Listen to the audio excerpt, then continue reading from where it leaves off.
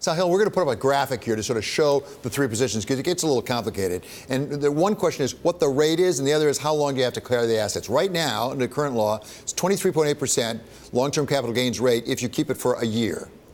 What apparently Mr. Cohn wanted was regular income, which is 37% under the new law, the top rate, but you have to hold it for 3 years. And what ended up, and what apparently Mr. Mnuchin wanted, was the 23.8%, and you have to hold it for a year. So how did this come about?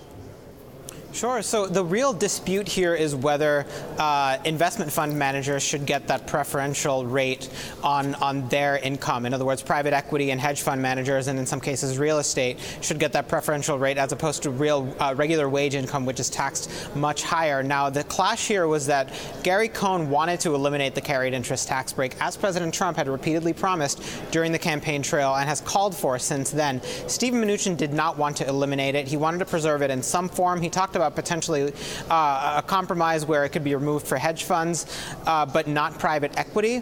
But what happened was Republican tax writers here on Capitol Hill did not have much of an appetite to eliminate this. So the fact that there was a divided White House, there was not a united message and not a clear red line demanding its elimination, gave them sufficient cover to preserve it in the bill. As you pointed out, it ended up being tweaked from a 1-year asset holding period to qualify for that preferential treatment to 3 years. Largely preserves it. I think some investment fund managers feel like they dodged a bullet. So is there any policy principle that would justify this, or is this just pure lobbying? Because we've had various people like, for example, David Rubenstein said he thinks he's open to having it go away if there was a comprehensive redoing of the tax code. Well, we've got that comprehensive redoing. We didn't take care of it.